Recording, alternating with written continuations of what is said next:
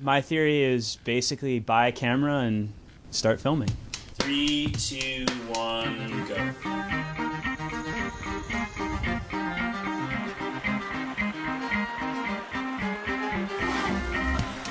I mean, I didn't go to film school. I didn't pick up books and start learning. I just went and started doing it.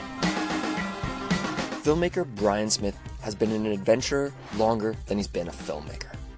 He's part of a growing number of internet-savvy adventurers who represent the nexus of storytelling and athleticism. For me, the early days of filmmaking grew out of a passion for kayaking, not really a passion for filmmaking. Brian and his friends were pioneering new kayaking descents on the Pacific Northwest's steep creeks. Every weekend produced adventures and misadventures alike. Gotta get up now, seriously!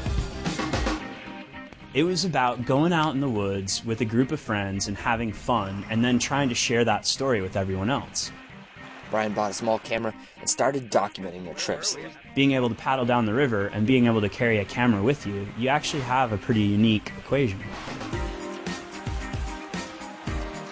Really early on, I realized that the filmmaking part of it was going to offer just as much adventure as the adventuring. Нормально.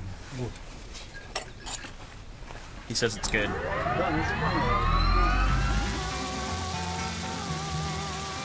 Over the course of 6 years, Brian's small camcorder has become a state-of-the-art camera. He's traveling the globe filming for National Geographic, but the grassroots spirit has remained. The camera, for me, is that tool to keep pushing me into adventure.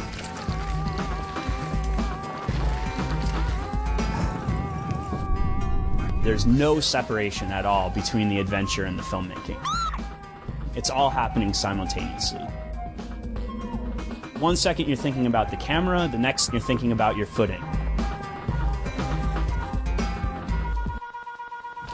There's a big suffering coefficient, is what I call it. It could be your legs going numb in a harness, your hands freezing off in a snowstorm. In the summer of 2010, Smith embarked on his biggest challenge yet. He would lead a team of kayakers on a series of first descents in Russia's Kamchatka Peninsula.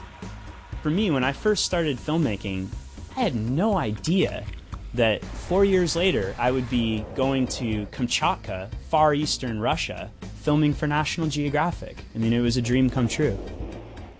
One thing that's really interesting with camera gear is that people always have this like attachment to it, like, oh, it's precious. And we had to kind of throw that out the window. It was like we were paddling Class 5 rivers, big waterfalls, with expensive cameras right between our legs. And at any moment we could have swum and lost the camera gear. The key to any adventure, whether it's kayaking or filmmaking, is that the outcome is unknown right up until the end.